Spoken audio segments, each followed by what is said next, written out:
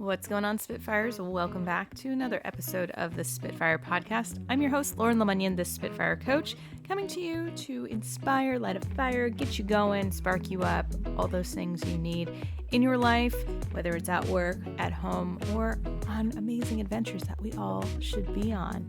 As a reminder, if you are not already subscribed, this would be a great time to do it. Whether you're on Spotify, Apple Podcasts, Google Play, or you want to go to our website, spitfirecoach.com/episode, you can catch up on over 200 episodes. And they're short, sweet, and to the point, so you don't have to invest hours unless you really want to get a nice little boost as you go about your day. Or if you feel so inclined, leave us a review or send it to a friend who you think might find some value. I hope you enjoy this week's episode. So I have I feel like I'm just doing confessions on this podcast anymore. I'm not showering and I'm just turning my microphone on and I'm just going to have conversations because otherwise I'm feeling like I'm very either ranty or contrived and feeling like it needs to be perfect. And that's not what this show is about. That's not why I started it. And that's not why you're listening either. If anybody's listening out there, where are you? I have been very challenged lately. If you have been following my story, I have been completely knocked off course for the last 2.5 months with my husband's situation and caring for him and the uncertainty around it, all while trying to run a business and have a 1-year-old daughter who has been amazing. Love her. Love my husband too. Lots of really good stuff has emerged and I am feeling all kinds of cloudy and also kind of angsty and feeling like I need to push and create and do. And I am in this weird limbo period where I'm not sure if something else is going to happen. I'm not sure what my bandwidth is. I'm not sure if anybody even cares anymore. I am sure there is value. I am sure that I want to do this work. But I'm very much in this bleh stage. I literally tried to record 3 other podcasts before this. And I just deleted it because it didn't feel aligned with who I am and what I want to do. Even though they are very much conversations that I'm having, I don't feel like they're my conversations to amplify. I feel like sometimes conversations are meant to be between 2 people and not everything needs to be said out loud.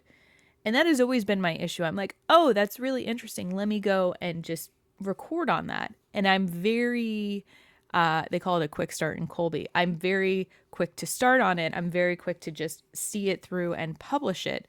And I have been trying to be much more intentional in processing and thinking through thoughts and ideas.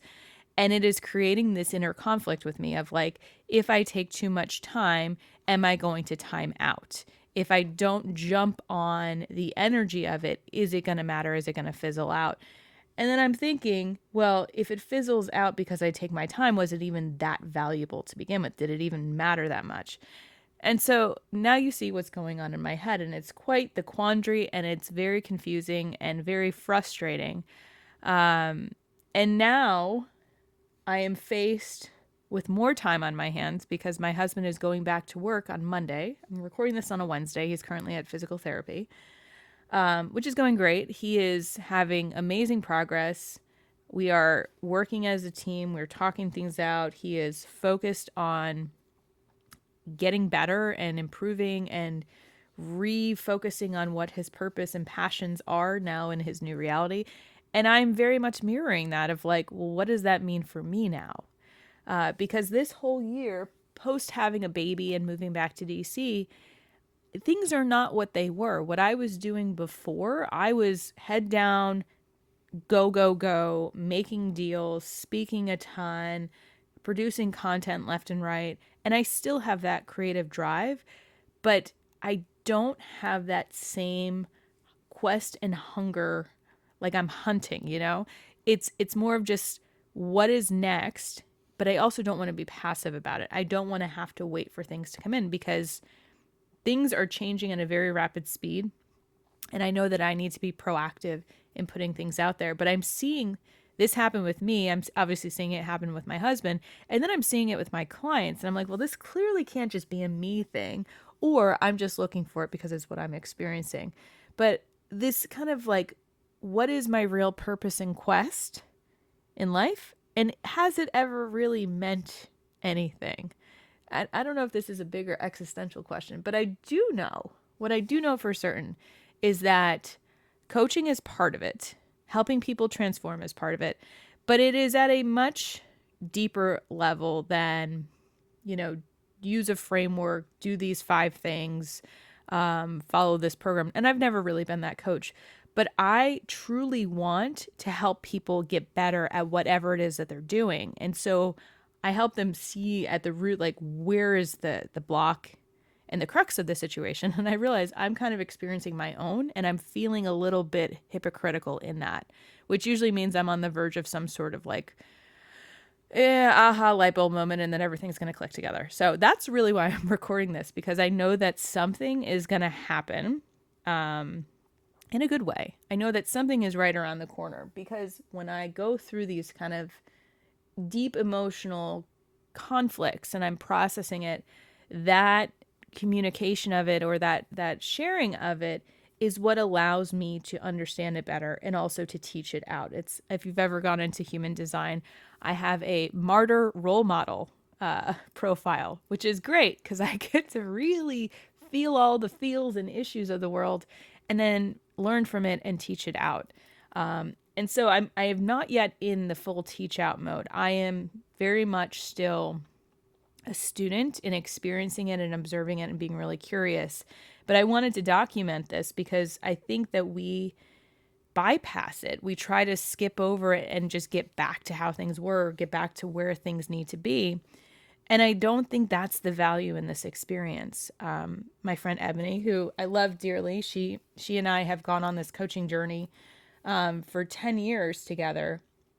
And she said to me, like, you are discovering how truly strong, powerful, and capable you have always been on a deeper level than anything else. And I'm like, well, yeah, I know that, but what does that mean? What does that mean beyond just being able to show up in crisis, or being able to just, white knuckle it through and keep the lights on? To me, that's always been the story of, like, you just get it done, you just do it. And I've always been like that my whole life, because I've had to be. And now, when you don't have to be that way, what happens to that identity?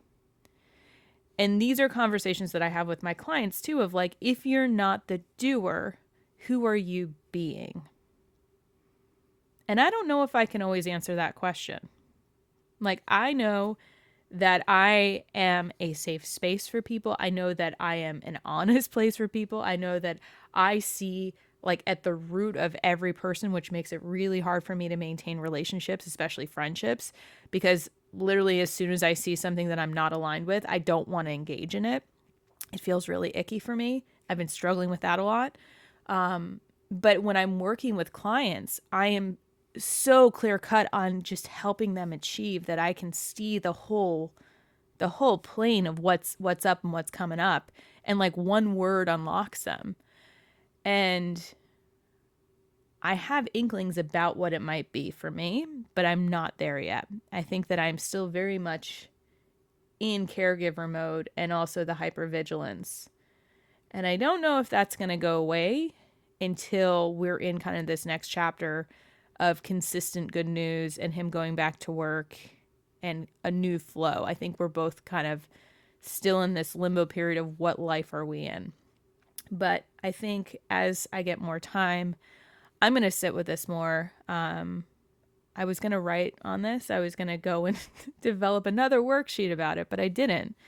Because that is my default, is to be of service to other people before I am to myself. And so I'm going to challenge myself to sit with this for me and then to report back on what I discover. So this is more of just a brain dump reflection in the hopes that maybe someone else has gone through this too, or maybe it inspires you to sit with it more. But I think we too often just check a box and go on to the next and don't take stock of what we've been through and what we've learned and what we need to shed and what we need to take in, and what we need to acknowledge. Because I feel like I lived like 2 decades over 2.5 months. I think my whole family did. So we are still in it, but we are in a much better place. And I'm very grateful for that. And I don't think that people talk about this side of health crisis. I was talking to my other friend about this week, in that, like, they discharge you from the hospital and then they're like, cool, see you at your follow-up appointment, if you even have one.